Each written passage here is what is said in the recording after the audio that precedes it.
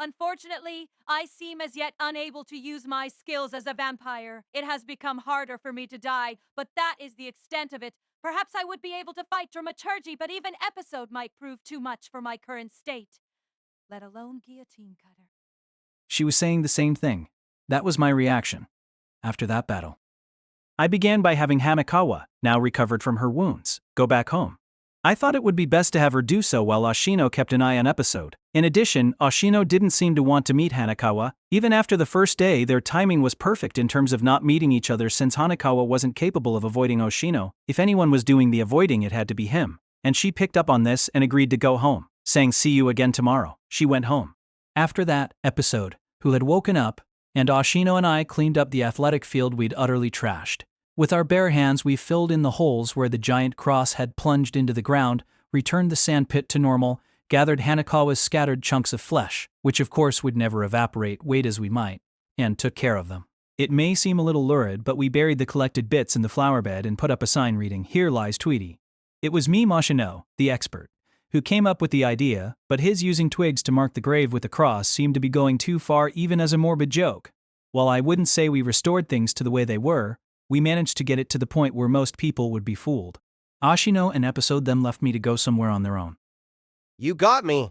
Sheesh, gotta love it, I must be losing my edge too. Upset by a total amateur like you? Don't glare at me like that. I apologize about the chick. I got needlessly excited. Plus, I might have been playing it off like it was nothing, but a battle with a thrall of the Aberration Slayer is no cakewalk for me. I couldn't afford to let even a regular human pitch in though I look real bad since I lost anyway. But don't think you'll be able to defeat Guillotine Cutter with some stupid little trick. I may be pretty crazy, but his crazy is on a completely different level. Then, as promised, between Hanakawa running in, episode attacking her for running in, and me trying to kill episode, our fight got pretty messed up, so I wouldn't say that it was exactly as promised, but he gave back Kishot's left leg, and so, just as he had done the other day, Oshino brought Kishot's left leg home with him, packed inside a Boston bag. In the early hours of April 5th, Kishot immediately took it and ate it. She devoured it like a starved animal, and assumed the form of a 17-year-old Avenger. And so what is Pundit? So, Guillotine Cutter. The priestly man with the hedgehogish hair, the only one who was unarmed. What's his deal? Both you and episode seem to be super cautious when it comes to him. I've already explained. Have I not? Your explanations tend to be too vague. There are so many things I'm realizing after the fact. Can't you teach me properly? I'll listen properly. For my part. The sun was about to rise on the 5th of April. We didn't have to worry about sunlight as long as we were in the second-floor classroom, but I wanted Kishot to tell me before she went to sleep. Actually, I was sleepy too.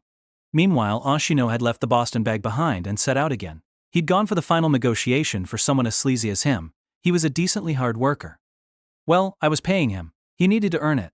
I really had no idea when he was sleeping, though. So ye say, but what practical use would there be in my explaining everything from A to Z? I'm sure there'll be some... Also, if you're going to put it that way, wasn't Omega supposed to be the last letter, rather than Zeta? Be that as it may. Guillotine Cutter, am I right to think that he's human? Indeed. He is neither a vampire like dramaturgy nor a half-vampire like episode, but a plain, pure, and simple human. He didn't seem all that plain to me. And pure, I didn't know about that part either. The word just didn't seem to suit him. True. He's what ye'd call a holy man. Ha. Don't tell me he's some kind of Christian spec ops. So close, yet so far. Kishot shook her head in reply to my offhand comment. I'd been fine before, what with her coming across as being only 10 or 12 years old, but now that she looked about the same age as me, I did feel somewhat nervous speaking to her. Kishot looked beautiful and doll-like she was a foreign model or something, or like she was a medieval noble from a movie, though maybe it was just the dress. How would I say it in the language of this country? Well, a literal translation should suffice. A literal translation? Guillotine Cutter is the archbishop of a new religion, one with little history. Archbishop? So he was a big shot. An archbishop at his young age? He was human, so he had to be roughly as old as he looked, right? The religion has no name. I understand little of the organization myself. But one thing is certain, the faith's dogma denies the existence of aberrations. A new religion with little history. Of course, Kisyat had lived for 500 years. I couldn't rely on her sense of time. For all I knew, she might call a religion formed before World War II a new religion. How many archbishops had come before him? He couldn't be the first, could he? Within his church, Guillotine Cutter has tasked himself with eradicating aberrations, which supposedly do not exist at all. In other words, in addition to being the Archbishop, Guillotine Cutter doubles as their captain of special ops. To use thy term. Aha. He is the shadow team leader of the Black Squad belonging to the Dark Number 4 group of secret special operations. Yeah, that sounds like a very literal translation. Couldn't she come up with a smoother gloss on it? That was as rough as you could get. But, whatever else he may be, he's still a human. Right? No matter what methods he uses, won't he still be no match for a vampire? Consider the situation. Neither a vampire nor a half-vampire, but a human, has taken on vampire hunting as his specialty. If anything, it should be cause for concern. And in fact, has he not taken both my arms from me? That is true. Dramaturgy, her right leg. Episode, her left leg. Guillotine, cutter. Her right and left arms twice as many parts as the others. If you looked at it that way. Still, it was because I erred in not taking them. Kishot mouthed a lame excuse. I decided against needling her about it, though. If work is what drives dramaturgy to hunt vampires, and emotions episode, then 'tis duty that spurs Guillotine Cutter. As odd as it for me to say this, faith is quite a handful. Work, emotions, duty. Sure, I could see how a sense of duty might be more of a handful than emotions. So, what should I do? Do as ye see fit. I leave it in thy hands. Legendary vampire or not, it felt like she was taking the reigning champion no gimmick style too far. But saying no more, Kishot lied down on top of the makeshift bed and went straight to sleep. Not only did she appear to be my age, she was quite beautiful. Kishot exposing her sleeping figure to me so unguardedly put me in an awkward spot. It almost felt like an invitation, like it'd be rude if I didn't do anything. But like I was being overly self-conscious, an endless spiral of delusion. Oh, whatever. It was about that time early morning, so I could just go to bed. I understood all too well from my fight with Episode that planning ahead didn't count for much.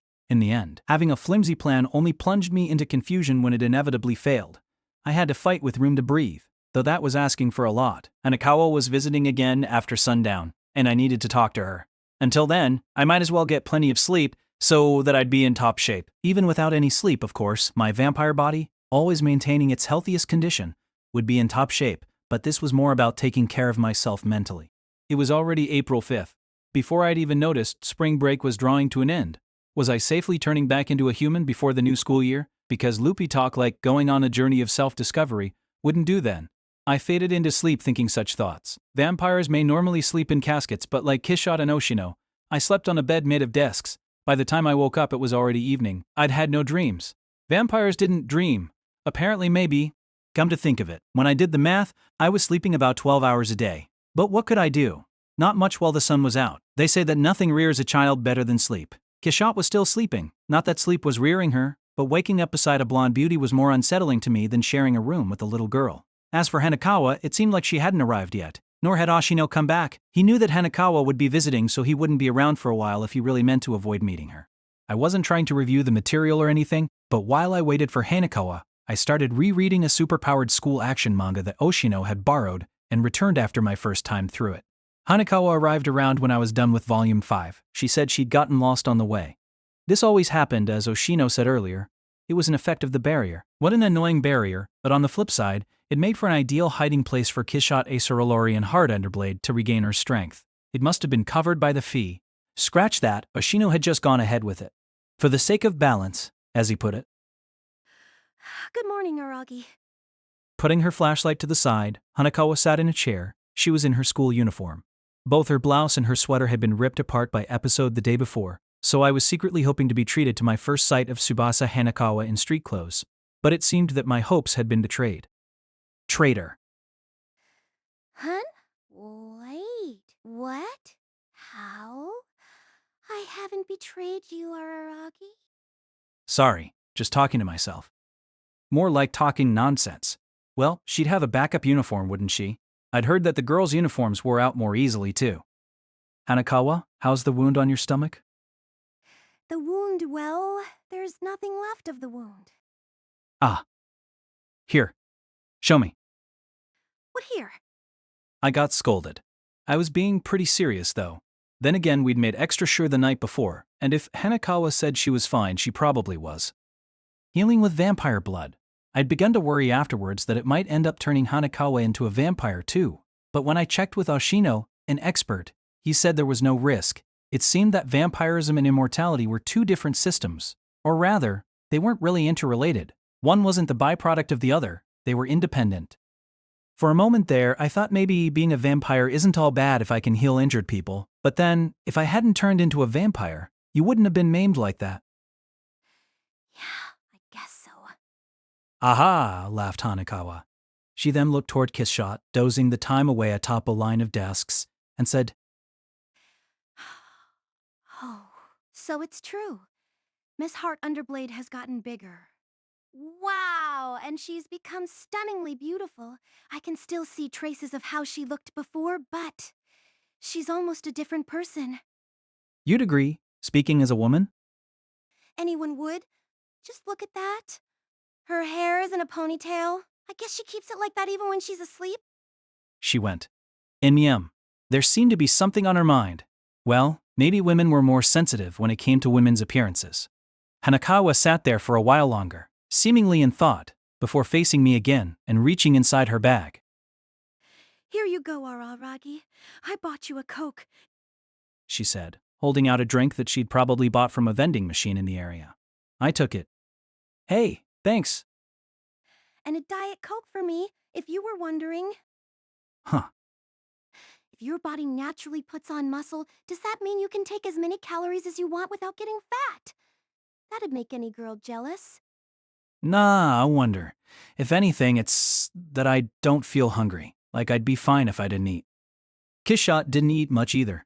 It seemed like we ate as a luxury for the taste of it, not because our stomachs were empty. Don't vampires feed on blood for their meals? Oh yeah, that's right. Speaking of, Araragi, do you ever get urges to suck blood or anything? Well, now that you mention it, no. Despite being a vampire. Oshino said, Kissshot didn't seem to have the ability to suck blood right now. Was it the same for me? I hadn't even thought about it. Can you tell the difference in taste between Coke and Diet Coke, Hanakawa? Hanakawa. Well, yeah. I can't.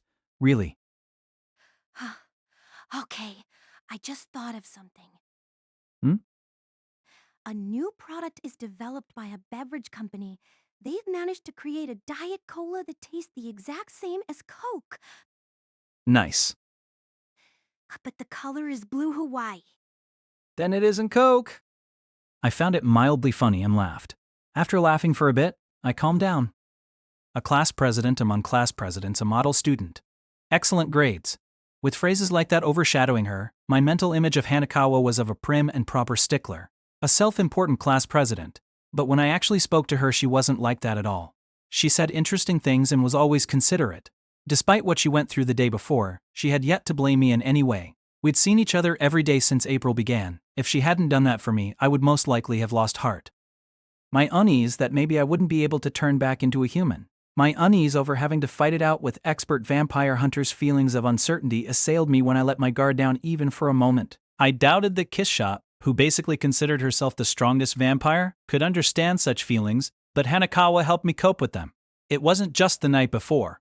Hanakawa had rescued me, saved me many times over. I thought I knew. But until the previous day's events, I hadn't realized for real what it meant, vacuously enough. That's why I had to talk to Hanakawa. There was something I had to talk to her about. Hanakawa. You should stop coming here. With a cheerful smile still on her face, Hanakawa stood up from her chair and walked over to me. Well, I thought you might say that. Please, I don't want you to feel hurt. It's not like last time. Well, last time was partly about Not wanting to get you mixed up in it, of course, but a lot of it was my not being able to keep my emotions in check. I took it out on you, and I regret it. But this time is different. How's it different? When episodes cross took a chunk out of your side yesterday, I lost myself. I could feel the blood rising to my head. I thought I'd die. You... not me? Me. My body was immortal yet. I thought I was going to die. Her wound hurt as if it were my own. I talked to you about my intensity as a human, right? Your getting wounded hurt like it was me who'd gotten wounded. No, it hurt more. Hanekawa, I'm not so desperate to become human again that I'd do it at your expense. Quote, comma dot at my expense? I don't feel like you're treating me But don't you wonder what you're doing? Wasting your spring break for my sake at an important time in your life? And nearly dying in the process. Doesn't that make you wonder what you're doing? Not? Hanekawa shook her head from side to side, as if being asked such a thing was the bigger quandary. I've forgotten what happened then, but it was my own fault that I nearly died. Right? If anything, you were the one who saved me. I'm not able to see it that way. I knew that Hanekawa was being honest when she said what she said. I knew that she wasn't just trying to consider my feelings. She wasn't being insincere. She was sincerely a good person. But she was that strong, and therefore precarious. I just don't get it. I'm not confident that I'd be able to help you in the same situation. I'm not confident that if our positions were reversed, I would be able to go that far. I'm not confident that I'd be able to show myself to a loose cannon like him if I had a body that could die, but you did it, like it was nothing. I tried to choose my words, but to no avail. I had no choice. There was only one word that could express the way Hanekawa was. You scare me. I'm scary? Honestly, you creep me out. Please, I'm not saying that to hurt you, I just can't understand why you're going this far for me. I can't figure out how you'd be this devoted to a classmate you only got to know the other day. It's like you're a saint or something. A saint. Or perhaps the Madonna. But your self-sacrifice is way too heavy a burden for me. I'm not big enough to bear it. Healing or not isn't the issue when I think of you being wounded for my sake. I just freeze. It scares me so much that I can't face Guillotina class immediate fatality. It's not self-sacrifice. That was Hanekawa's reply. And she sounded a little angry. It isn't self-sacrifice. Then what is it? Self-satisfaction. You're misunderstanding me, Araragi. I'm not that good of a person, and I'm not that strong of a person. I'm just doing whatever I feel like doing. I doubt there are many people out there as self-absorbed as I am. If you came to know the real me, Araragi, I bet you'd feel disillusioned. Stop putting a girl on a pedestal, she laughed. I'm sneaky, and I think I'm tough. Enough to creep you out, actually. How? Cow. How? In every way, I guess. Even with you, Araragi, I'm only doing this because I feel like it. There's absolute no reason for you to feel bad. Hanekawa. But if my presence is making things harder for you, then that really is putting the cart before the horse. You already have a pretty nice collection of superpowered school action manga, so maybe I'm done being your shopper. Reading more might cause everything to overflow. It does look like there's nothing left for me to do. No, there is something you can do. I was staring at Hanekawa. With my eyes still fixed on her, I said, "Wait for me. At that school, once the new year starts, wait for me." I realized I was asking for a lot. It wasn't like I had no idea how much pain and anxiety accompanied waiting for someone who might never show up. Even if I fought the most dangerous vampire hunter of the three, this man whom everyone was cautious of, and beat the next stage, it wasn't a given that I could turn back into a human, and I wanted her to wait for me. I'm looking forward with all my heart to chatting with you again. Whoops. Bye-bye beep, bye-bye beep, bye beep.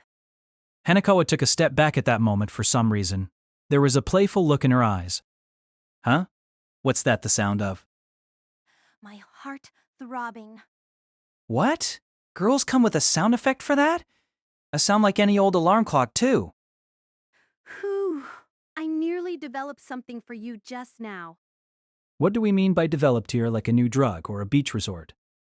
I was rich then, a tycoon. So that's the line you use to sweet-talk girls? Huh? No. I don't even know what you mean. I barely even talk to girls. Listen to you, acting all tough and uninterested. Like you never bought those dirty magazines? Irk. But I'm a guy. What's a guy to do? Sheesh. Then, after giving her body an exaggerated stretch and putting on a determined look, she thrust both of her hands underneath the hem of her school uniform's pleated skirt. I thought she was going to pull up her skirt again, but no, Hanakawa wouldn't do something so illogical. Instead, she took off her panties. She lowered her peach-colored lace-rimmed panties and carefully stepped out of them, the elastic parts staying clear of her soles. I think it goes without saying that I was dumbfounded. Kay. It had been enough to make even Hanakawa blush. She shyly held out her bald panties. Like just before the climactic fight in a superpowered school action series, if I may. I'll let you borrow these. Give them back when we meet next school year. Araragi. Hold on. Yes, there was a scene like that in the first manga you bought for me, but the item there was the heroine's necklace. I don't wear a necklace. Araragi, you like panties, don't you?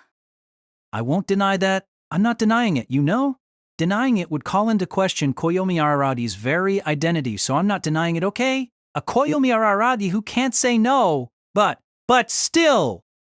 You, ties. Well, if you don't want them. No, I did not say that. Wanting it or not isn't the issue here, is it? Yep. Or what was that? So I give these back to you when we meet next school year.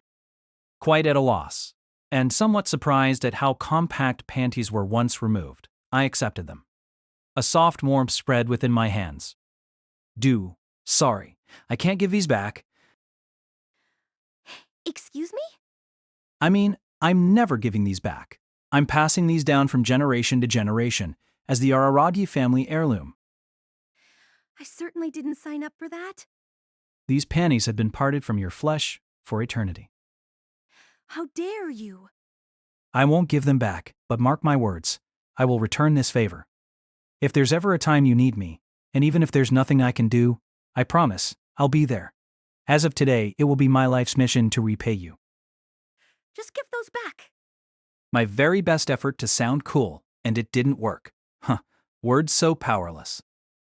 So now I'm gonna have to go home pantyless, in a skirt, with its low security rating.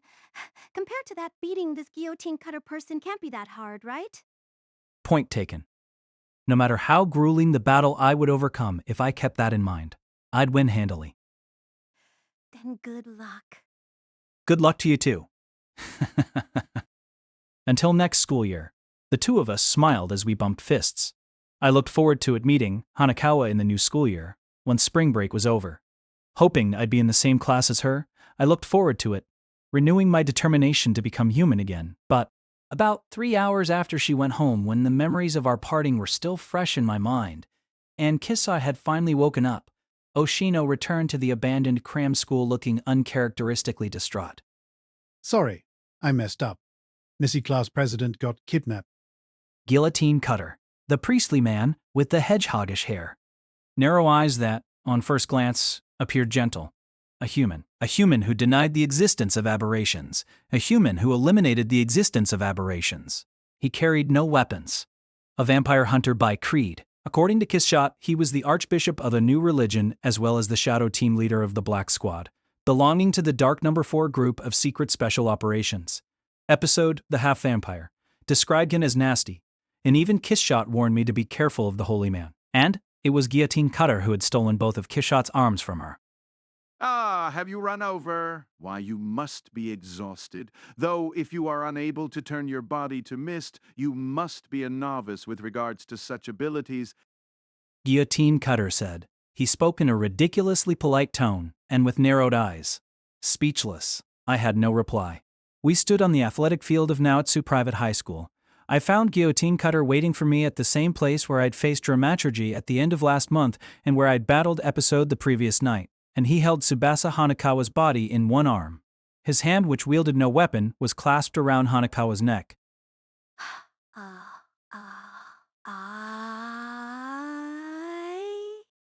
Hanakawa was okay for now. She hadn't been hurt, and she was still conscious. Of course she was. She was there to be used against me as a hostage. It would be meaningless if she wasn't okay. For now,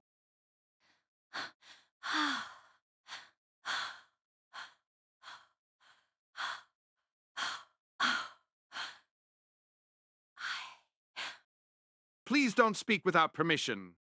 Guillotine Cutter said, tightening his fingers around her neck, silencing her. Hey! Provoking him could turn out poorly, but I couldn't stay silent, so I'd yelled. Yes, is something the matter, monster? That's a girl, you know. I abhor gender discrimination. But she's a normal person. Why, yes, she is. Otherwise, she wouldn't be a hostage. Our conversation had stopped making sense to me. Don't be a jerk. A jerk? Like this, you mean? With his finger still digging into the base of her neck, Guillotine Cutter hoisted up Hanakawa's body. It almost looked like she was being hanged. This drew a response from Guillotine Cutter. You're a noisy one, aren't you? He said, putting her back on the ground. Even then, Hanakawa couldn't allow herself so much as a cough. If she did, even as a physiological response, there was no telling what Guillotine Cutter might do to her. She just stood there limp. Why? You!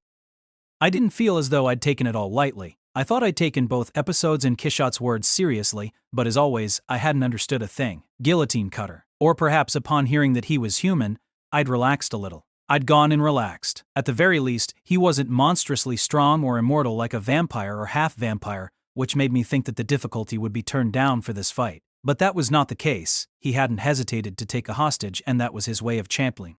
No, I'm entirely to blame here, Ashino had said, truly apologetically. After coming back to the second floor of the abandoned cram school as Kishot was finally waking up, to tell me that Hanakawa had been kidnapped, his sleazy, frivolous tone was gone.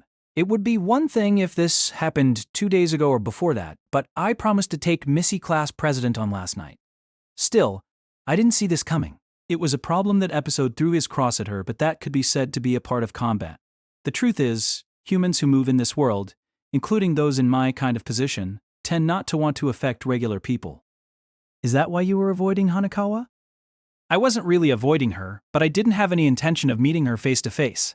I thought she and I shouldn't exchange words. Yes, well, even I don't care to actively bring regular people, not just Missy Class President but in general, into this. I won't try to stop them, but I won't encourage it, that's my position. But as for Guillotine Cutter, he didn't even seem to hesitate, Oshino said. He wasn't the least bit shy, it was a complete blunder on my part. I totally misjudged the opponent's capabilities and powers. But how'd he get Hanakawa? He wouldn't know this place, right? He must have been watching. Probably the fight with episode. He may have been watching your fight with dramaturgy, too. I'd negotiated with the three separately so that sort of thing wouldn't happen, but he outsmarted me. Just like how Hanakawa had been watching from the shadows of the school building. Just like how Ashino had been watching from somewhere. Guillotine Cutter, too, had been watching from somewhere. The barrier is still effective even if you're being followed, but it's not as if Missy Class President lives here. So it was after she'd left the cram school and the barrier behind. He'd found her on her way back home. Or had he waited for her in front of it? What should I do? What is it that I need to do? Strangely enough, I wasn't leveling words of blame. I was more concerned about what to do next. It was all I could think about. Aside from that, the conditions are the same. You and Guillotine Cutter will go at it one-on-one. And if you win, Guillotine Cutter gives back both of Hard Underblade's arms. If Guillotine Cutter wins, then you tell him where Hard Underblade is. Commandant, what about Hanakawa? She must not count for him. He probably sees her as a tool, no, as a weapon. A weapon? Like dramaturgy's great swords, like episode's cross, Tsubasa Hanakawa was Guillotine Cutter's weapon. He was armed with her. What about the time and place? He chose them. The location will be the same as the other times, Naoetsu Private High School's athletic field. And since he specifically asked for this location, we could consider that proof that he was watching your other fights while the time is the night of April 5th. What? In other words, tonight. While the request made him seem terribly impatient, it was understandable when you took Guillotine Cutter's view, the man's nauseating view.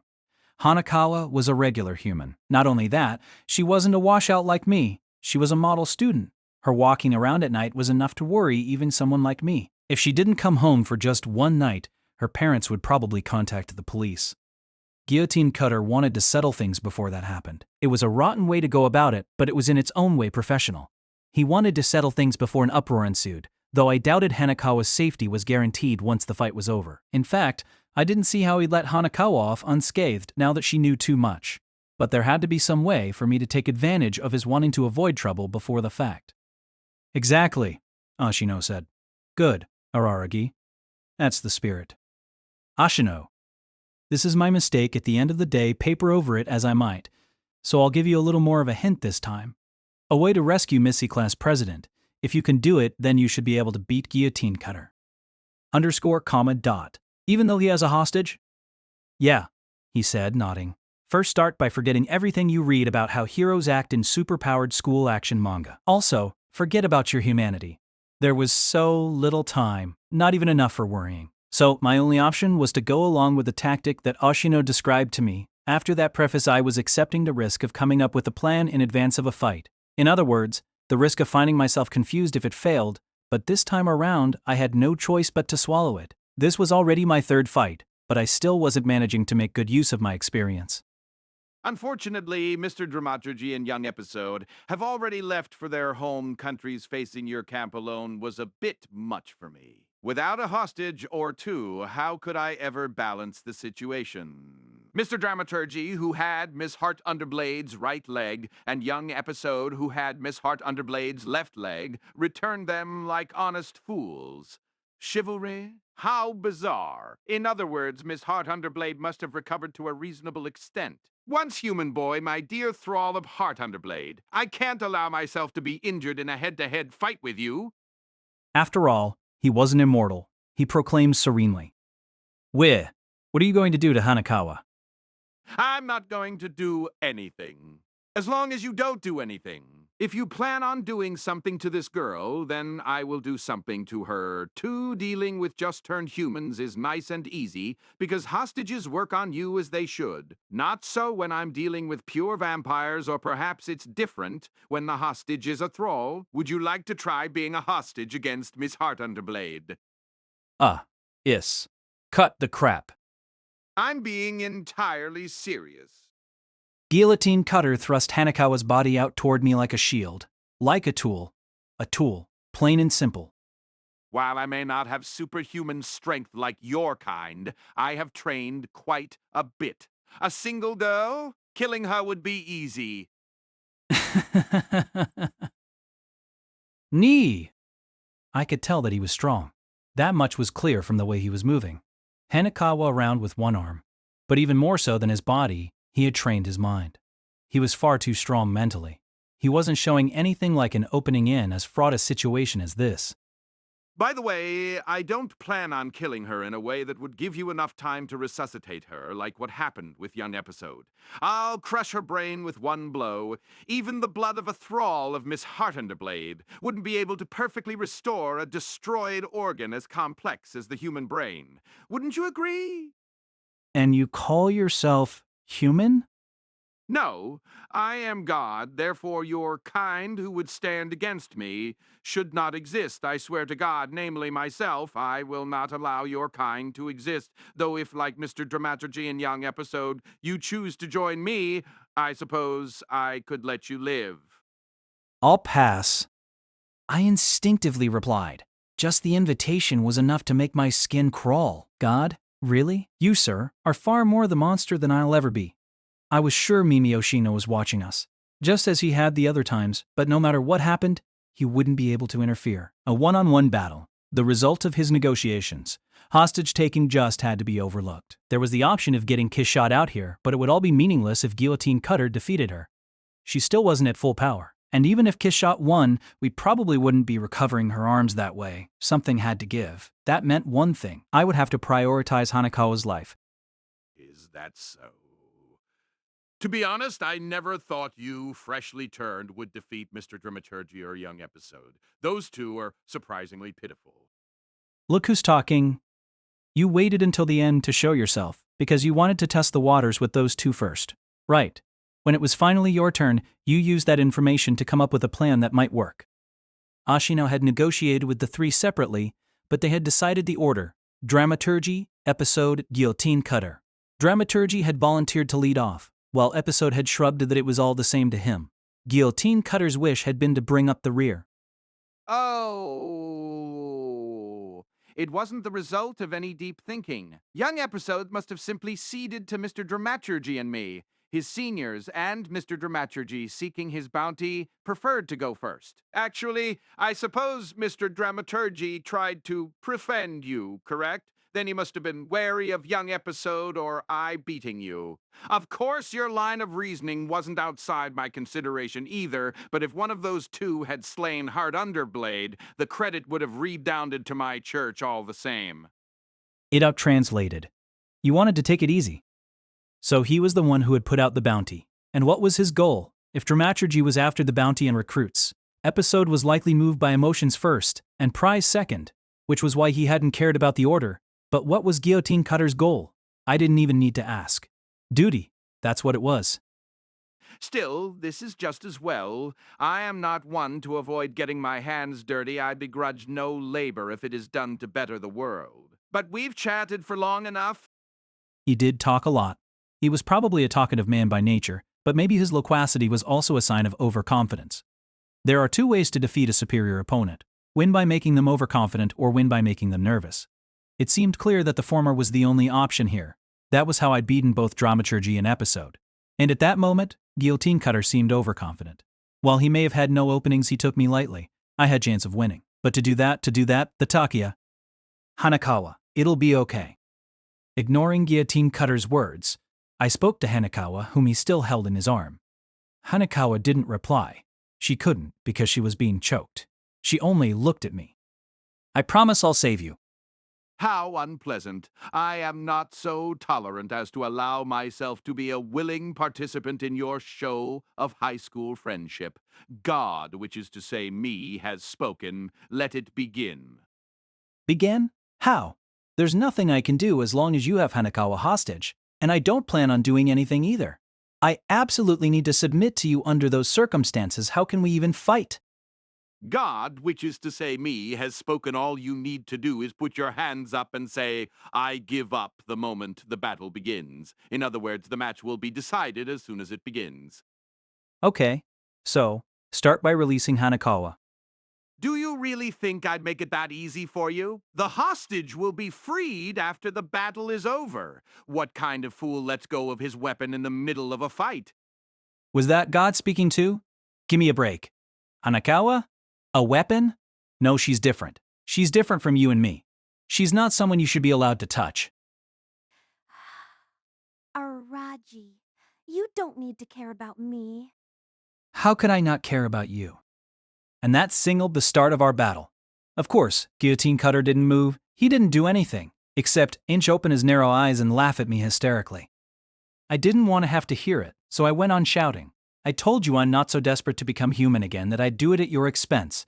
There's no point in becoming human if I can't ever see you again. And I hardly even needed to raise my arms. The battle was over as soon as it started, just as Guillotine Cutter had said. What? Only I had won. I shoved away Guillotine Cutter's body as hard as I could and managed to recover Hanakawa's body in the process. It was simple, extremely simple, and convenient.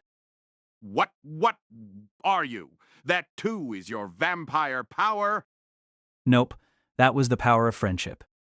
However, he and I were 30 feet away from each other. Guillotine Cutter wouldn't have allowed me to get any closer, and I didn't trust myself enough with projectiles, be it a shot put or a roller, not to hit Hanakawa, whom he'd been using as a shield. Which was why I hadn't moved. I'd closed the distance without moving. By transforming my body, yeah, I don't see a superpowered school action hero ever doing this. Of course they wouldn't. In fact, it was what an enemy would do. Just as Dramaturgy had transformed his arms into wavy greatswords, I had turned my arms into plants, stretching them forward as far as they'd go. I'd considered various scenarios, but the image of extending my body was hard for me to visualize in a short period of time, so instead, I'd pictured replacing my body with plants. Plants I could do. I'd thought every day about how much I wanted to become a plant. True, I'd never wanted to become a monster, but it had gone exactly as I'd envisioned. I had doubts about pulling it off like Dramaturgy, even if I was a vampire like him, but Oshino had shot me down. You can run up walls, and you can jump 60 feet. In which case, you can pull off a little transformation. The rationale is the same.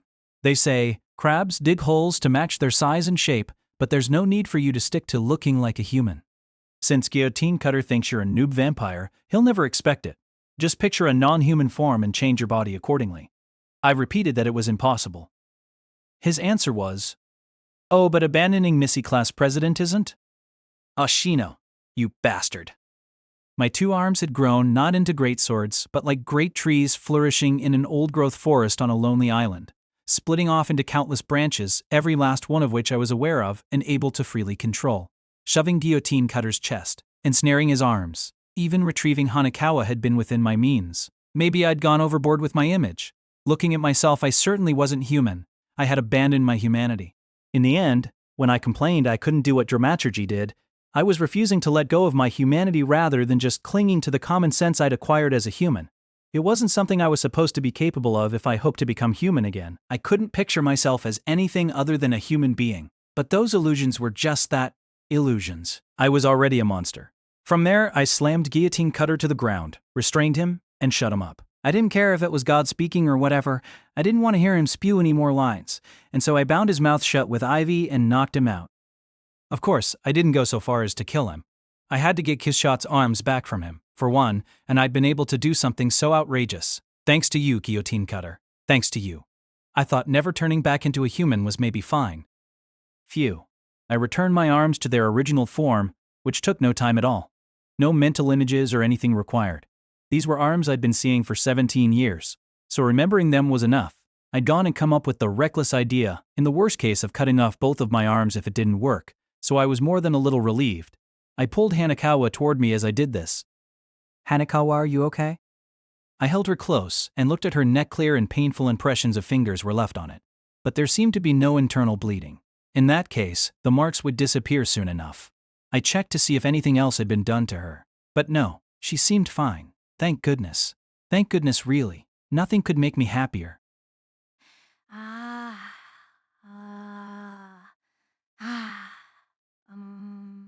Araragi. Hanekawa used both of her hands to push against my chest. I wondered what she was doing until I realized that she seemed to be trying to get away from me.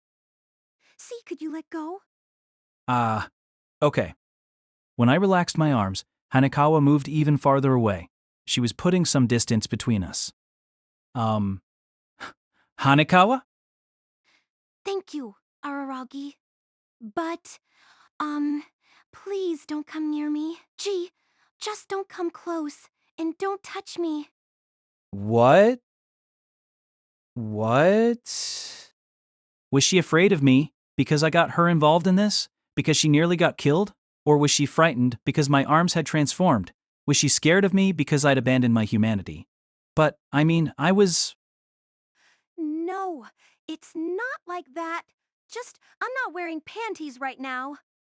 Next day, April 6th, afternoon, night, in other words, for a vampire, so as usual, both Kishot and I were sleeping in the abandoned cram school's second-floor classroom, the one with the blocked windows. I was roused out of bed by Mimoshino, who hadn't come home the previous night or even shown himself to us. Who knows where that humble attitude of his from yesterday had gone, as he was now laughing away in his usual sleazy way. Morning, Araragi. I can't begin to describe how sleepy I am. Yeah. Over this way. I was pulled out into the hallway, my eyes still blurry while Kishot dozed away, not even turning over in her sleep despite our chattering.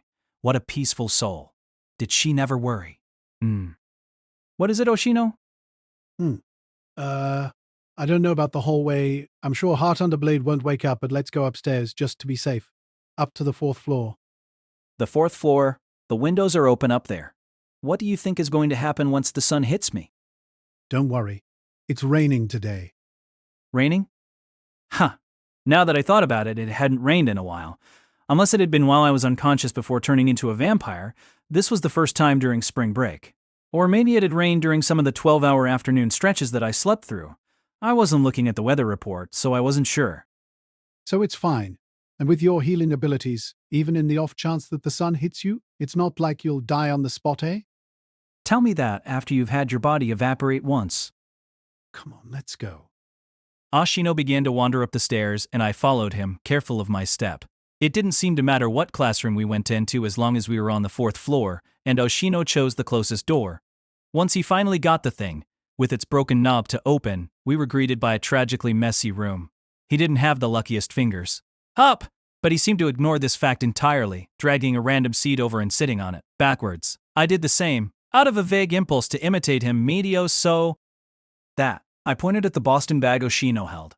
My eyes were focused at last. It was the same bag that had held Kishot's right leg and Kishot's left leg, which meant... Yep, absolutely correct. Both of Heart Underblade's arms are inside. I see. Relieved, I took a deep sigh. After Oshino hadn't returned by morning, I was concerned that just maybe Guillotine Cutter didn't intend to return Kishot's arms. For her part, Kishot barely seemed to care and went to sleep with the morning, is it? Time to sleep. A peaceful soul without a single worry. That, or I was faint-hearted. But this was Guillotine Cutter, the man who had called both Dramaturgy and episode honest fools for returning Kishot's right and left legs, respectively. It seemed entirely possible that he'd renege on his promises. No matter how much I fretted, my only option was to hope Oshino could take care of it. Oh, I know what you want to say, Araragi. You're surprised that Guillotine Cutter kept his promise, right? Well, to be direct about it, yes. That's where my skills come into play. I am a negotiator. After all, though, to spoil it, Guillotine Cutter didn't actually seem to be interested in returning them. After all, He was being pretty stingy, no surprise there. Unlike the other two, Guillotine Cutter was acting out of duty. duty, huh? Still, is that how you act when you think you're one of the good guys? Everyone has their own definition of good. You shouldn't be so quick to repudiate others. He was a villain to you, that's all. And despite all he said, in the end, Oshino tossed the Boston bag in front of me, roughly like it was luggage. he did give it back. I'm amazed he did. Like I said, I had to convince him. How? He's basically a fanatic or maybe a fantasist to my non-religious eyes. For him, isn't returning a vampire's limbs like abandoning his faith? Like I said, these guys will listen if you talk to them. They're pros, after all. Pros, you say? Yes, professionals. My cross-examination must have been starting to annoy Oshino. He tried to bring an end to it with that word. Specifically, I told him about how you wanted to turn back into a human after collecting Heart Underblade's limbs, and how Heart Underblade had agreed. Underscore comma dot. So you're saying Guillotine Cutter back down for my sake? That's one way to put it, I guess. Oshino said somewhat vaguely. He seemed to be insinuating something. But then I remembered that this was a guy who spoke in an awfully insinuating tone no matter the time or place. It didn't seem very meaningful to take it at face value. His know-it-all pose could be just that, a pose. In any case, it was a good thing that Kishot's parts had been returned. Normally that would be all, no further discussion necessary. I didn't want to have to think of Guillotine Cutter again. I undid the zipper of the Boston bag. Inside were right arm, from the elbow down, and her entire left arm, torn off from the joint of its shoulder. I did at least make sure he could save face. Of course, I also gave him a very strong warning about kidnapping Missy Class President. If this were a game of soccer, that would have earned him a yellow card. A red card, you mean? Maybe a red card if he'd killed her. Episode would have received one if she'd died after what he did, but then you tried to kill Episode, so let's call it even. It wasn't like I was trying to kill him, I wanted to say, but stopped myself short of the end. That was a lie, plain and simple. I'd lost my temper and couldn't help it. Or actually, I didn't even care what happened. If Oshino hadn't stopped me, I probably would have killed Episode. I did try to kill him. Well.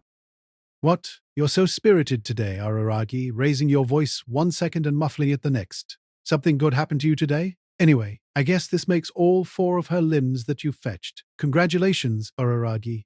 Mission complete. I'm as happy for you as if this concerned yourself. A little more empathy, please. Well, it's not my problem, is it? Sure, it wasn't his problem.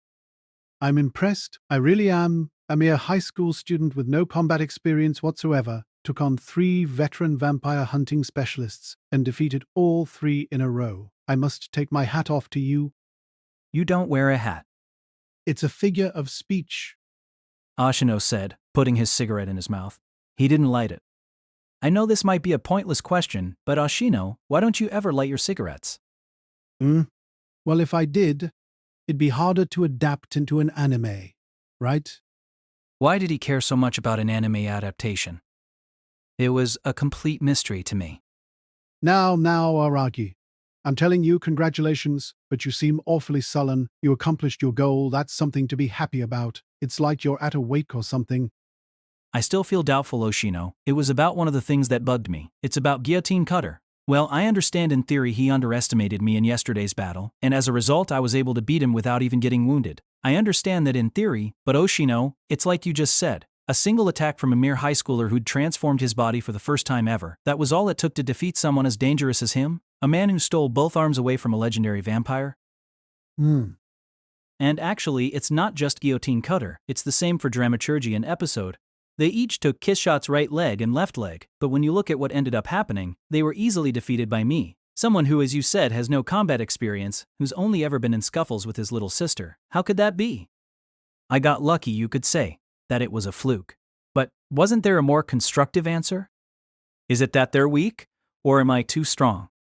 While I asked the question, I had no guess as to what the answer might be. It baffled me, plain and simple. And I didn't know why. I felt like Oshino knew the answer. Because he was more neutral than anyone else. Because he was someone who tried to maintain a balance. It's both. From their perspective, you're just too strong, and from your perspective, they're just too weak. After all, you're the thrall of none other than Kishot Acerola-Orion Heart Underblade. But is that really the only reason? It's the only reason. If you're looking for a reason why an amateur like yourself was able to defeat them, that's the only one still. There was a very real chance you'd lose. In fact, the odds were heavily stacked against you. You were quite impressive out there, Araragi. Heavily stacked against me? You brought the situation back to 50-50, didn't you? It was about balance.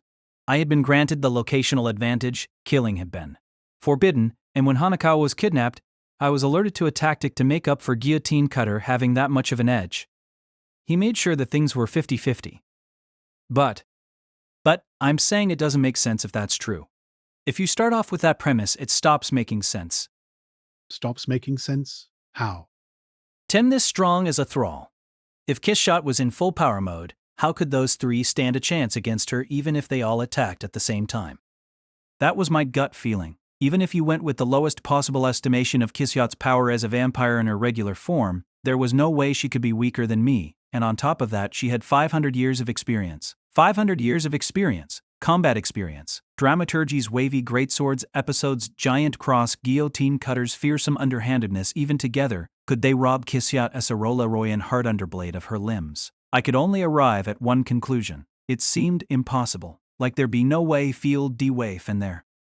You've got good intuition, Araragi, keep at it, and you might turn out to be quite the expert. Just as I thought that he had no intention of answering me seriously, he proved me wrong. He continued and answered my question. You're exactly right, Araragi.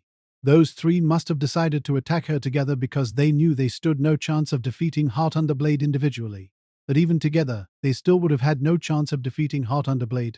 Only? If Heart Underblade wasn't at her full power at that moment, things would be different, yes? Not at her full power. Those words began to summon something from within my memories. I didn't even need to mess with my brain to remember Kishot had mentioned it herself. She had felt under the weather, or something along those lines. I had thought it was an excuse, but what if it wasn't? So when Heart Underblade faced those three, it was a 50-50 fight.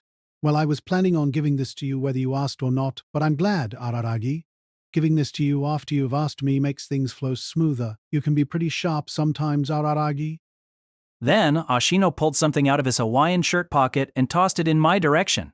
I thought he was throwing his box of cigarettes at me, but that wasn't it.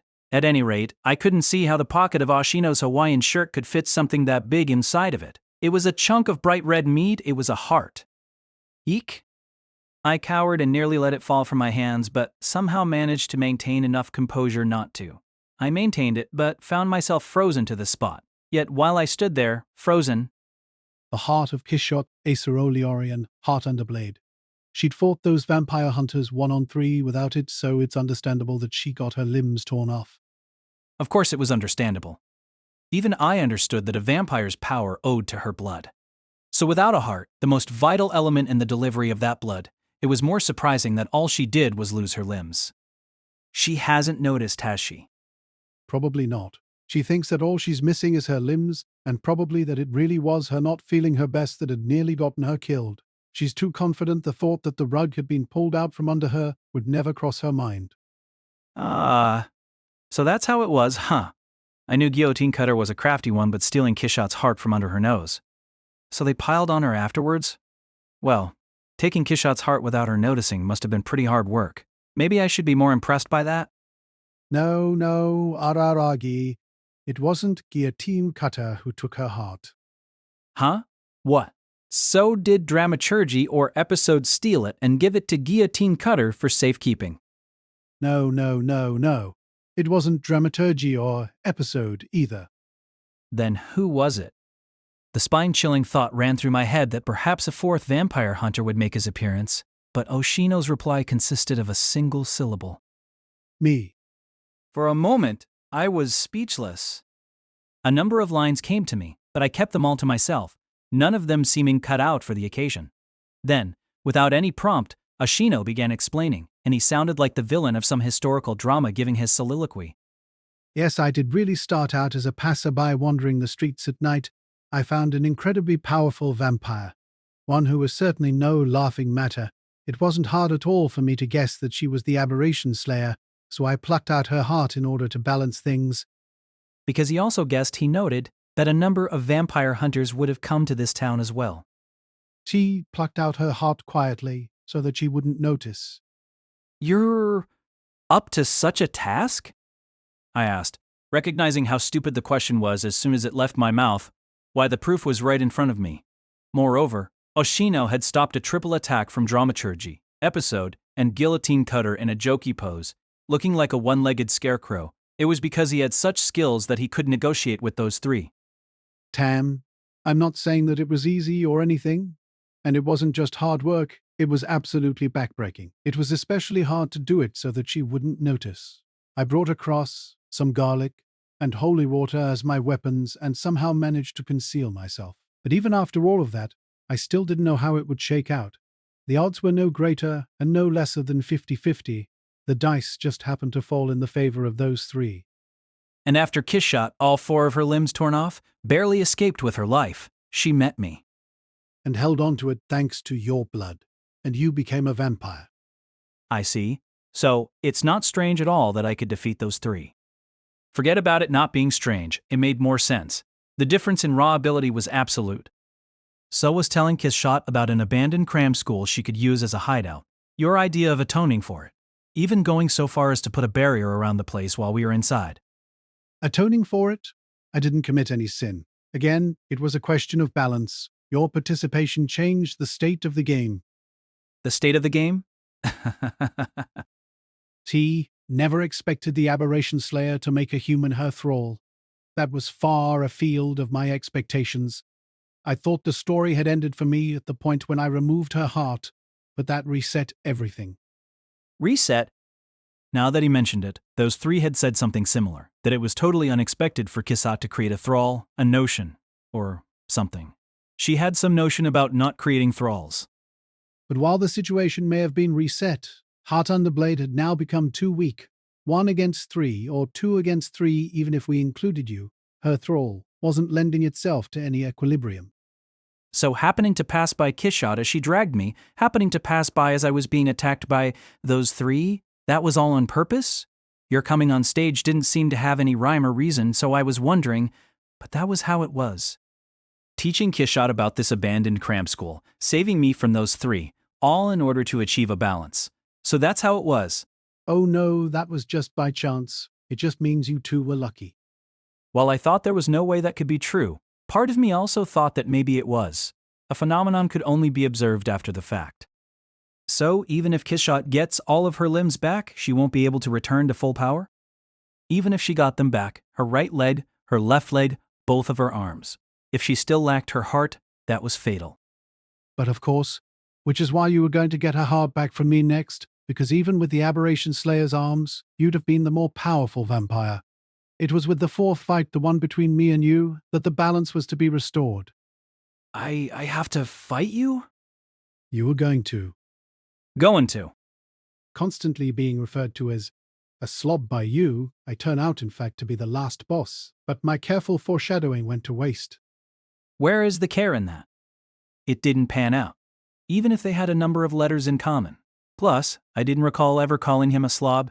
Sleazy, maybe, but still not to his face. I guess he knew he came across that way without having to be told. Team skipping that part. This time, Oshino lazily used his lips to move his cigarette, still in his mouth downward to point at the heart in my hands. See, I've already given it back to you.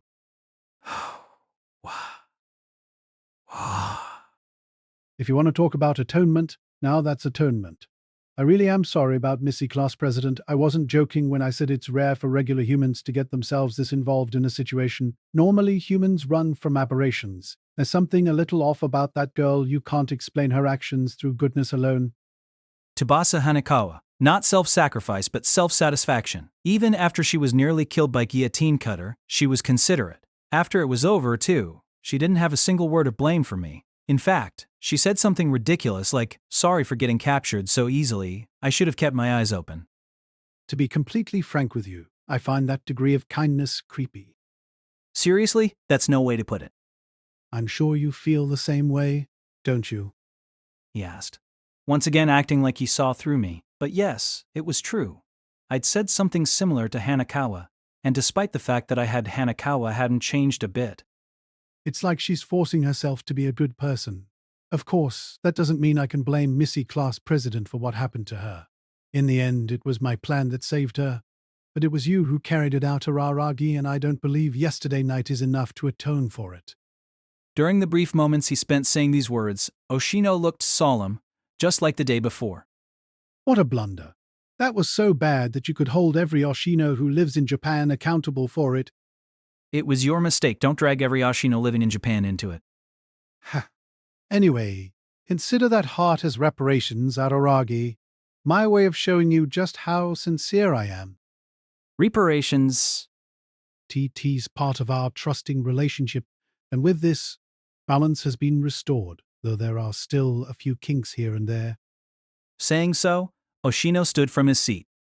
Her right leg, her left leg, her right arm, her left arm, and her heart.